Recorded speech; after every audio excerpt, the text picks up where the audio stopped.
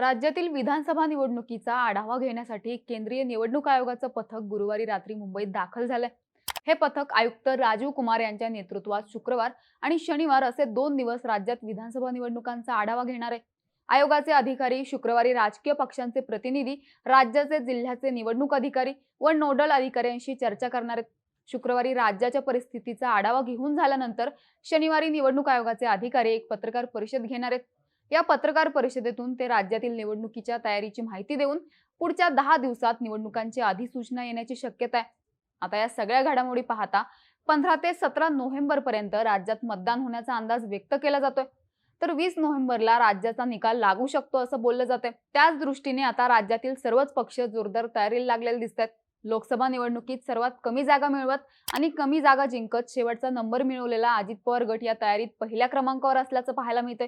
त्याच पार्श्वभूमीवर राष्ट्रवादी अजित पवार गटानं विधानसभा निवडणुकीपूर्वी एक सर्वे जाहीर केलाय. पण या सर्वेत दादांचे फक्त 23 आमदार जिंकतील असा धक्कादायक रिपोर्ट समोर आलाय. आता या सर्वेत नेमके काय अंदाज व्यक्त करण्यात आलेत? सर्वेनुसार अजित पवार गटाला विधानसभा निवडणुकीत किती जागा मिळू शकतात ते या व्हिडिओतून पाहूयात. नमस्कार, मी नम्रता आणि तुम्ही बघताय बोल व्हिडिओ. सर्वात आधी सर्वेत नेमके काय अंदाज व्यक्त करण्यात आलेत ते पाहूयात. जुलै 2023 मध्ये राष्ट्रवादी काँग्रेस पक्षात फूट पडली आणि अजित पवार 2 जुलैला राष्ट्रवादीतील 40 आमदारांना सोबत घेऊन महायुतीत सामील झाले. त्यांनी उपमुख्यमंत्री पदाची आणि 8 नेत्यांनी मंत्रिपदाची शपथ घेतली. त्यानंतर झालेल्या लोकसभा निवडणुकीत दादा गटाची फक्त 4 जागांवर बोळवण झाली. त्यातही त्यांना एकच जागा जिंकता आली. बारामती गमवावी लागली. मात्र त्यानंतर PR कंपनीच्या मदतीने अजित पवार जोरदार कामाला लागलेत. अर्थसंकल्पात मुख्यमंत्री माझी लाडकी बहीण योजना घोषित केल्यानंतर अजित पवारांनी पिंक थीम घेत योजनेचा आणि स्वतःचा प्रचार करायला सुरुवात केली. आता अजित पवारांनी विधानसभा निवडणुकीत 70 जागांवर दावा केलाय. महायुतीच्या जागा वाटपात त्यांना किमान 70 जागा हव्यात. त्याच दृष्टीने अजित पवार गटाला अपेक्षित असलेल्या 70 विधानसभा मतदारसंघाचा सर्वे अजित पवार गटाकडून करण्यात आला. महत्त्वाचं म्हणजे या 70 पैकी अजित पवार गटाला विधानसभा निवडणुकीत केवळ 23 जागांवर विजय मिळू शकतोय असे अंदाज या सर्वेत व्यक्त करण्यात आले. तर 16 असे मतदारसंघ आहेत ज्या मतदारसंघात अजित पवार गटाला विजयासाठी अधिक मेहनत घ्यावी लागणार आहे असे अंदाज आहेत. यामध्ये काही महत्त्वाच्या मंत्र्यांच्या मतदारसंघांचा देखील समावेश आहे. थोडक्यात 23 आणि 16 असे मिळून 39 जागांवर अजित पवारांचे उमेदवार निवडून येऊ शकतात. पण 23 जागा दादांना फिक्स मिळतीलच असे अंदाज या सर्वेतून व्यक्त करण्यात आलेत. त्याचबरोबर या सर्वेनुसार विधानसभा निवडणुकीत महायुती आणि अजित पवार गटाचा परफॉर्मन्स चांगला राहील असा अंदाज व्यक्त करण्यात आलाय. याशिवाय 31 मतदारसंघात अजित पवार गटाची परिस्थिती कठीण असणार आहे. या 31 पैकी 21 मतदारसंघात जर शिंदे गटाची आणि भाजपची मतं अजित पवार गटाच्या उमेदवाराकडे वळवण्यात यश आलं तरच अजित पवार 21 जागा जिंकू शकतील. तर 31 पैकी 10 मतदारसंघांमध्ये मात्र अजित पवार गट विरोधकांच्या तुलनेत कमकुवत असल्याचे अंदाज या सर्वेतून व्यक्त करण्यात आलेत. थोडक्यात आत्ताची परिस्थिती अजित पवारांना पूरक असल्याचा दावा या अंतर्गत सर्वेतून व्यक्त करण्यात आला. पण या सर्वेचे अंदाज आत्ताच्या परिस्थितीत किती अनुकूल आहेत? एकीकडे दादांकडे गेलेल्या 40 पैकी अनेक आमदार माघारी फिरणार अशा चर्चा आहेत. जागा वाटप जाहीर झाल्यावर अनेक जण भूमिका बदलण्याच्या तयारीत आहेत, ज्यामध्ये अतुल बेनके, चेतन तुपे, नरहरी झिरवळ यांची नावं येतात. तर दुसरीकडे अजित पवारांकडे असलेल्या जागांवरती शरद पवारांनी माणसाला माणूस लावायला सुरुवात केली. कागलमध्ये हसन मुश्रीफांविरोधात समरजित घाटगे, वडगाव शेरीमध्ये सुनील टिंगरेंविरोधात बापू पठारे, परळीत धनंजय मुंडेंविरोधात राजेभाऊ फड, किरण लहामटेंविरोधात अमित भांगरे अशी माणसं पवारांनी लावलीत. यामध्ये हळूहळू वाढ होते. त्यामुळे अजित पवारांना घेरण्यासाठी शरद पवारांनी सगळी तयारी केली. अजित पवार बारामतीतून लढणार की नाही याचं सुद्धा इम्पॅक्ट इतर जागांवर होणार आहे. त्यामुळे या सर्वेमध्ये जागांनुसार कोणत्याही गोष्टी स्पष्ट करण्यात आल्या नसल्याने हा सर्वे केवळ जागा वाटपात भागीदारी वाढवण्यासाठी करण्यात आल्याची टीका होताना दिसते. आता पुढचा मुद्दा म्हणजे महायुतीबाबत सर्वेत नेमके काय अंदाज आहेत? तर राष्ट्रवादीच्या अंतर्गत सर्वेमधून महायुतीला आणि महाविकास आघाडीला किती मतदान होईल याचे देखील अंदाज व्यक्त करण्यात आलेत. याआधी सुद्धा काही संस्थांचे सर्वे आलेले, ज्यात जुलैमध्ये करण्यात आलेल्या सर्वेत महायुतीला 34.68% मतदान होईल असा अंदाज होता. तर महाविकास आघाडीला 43.2% मतदान होण्याचा अंदाज होता. त्यानंतर ऑगस्ट मध्ये करण्यात आलेल्या सर्वेत महायुतीला 37.1% मतदान होईल असा अंदाज होता. तर महाविकास आघाडीला 42.43% मतदान होण्याचे अंदाज होते.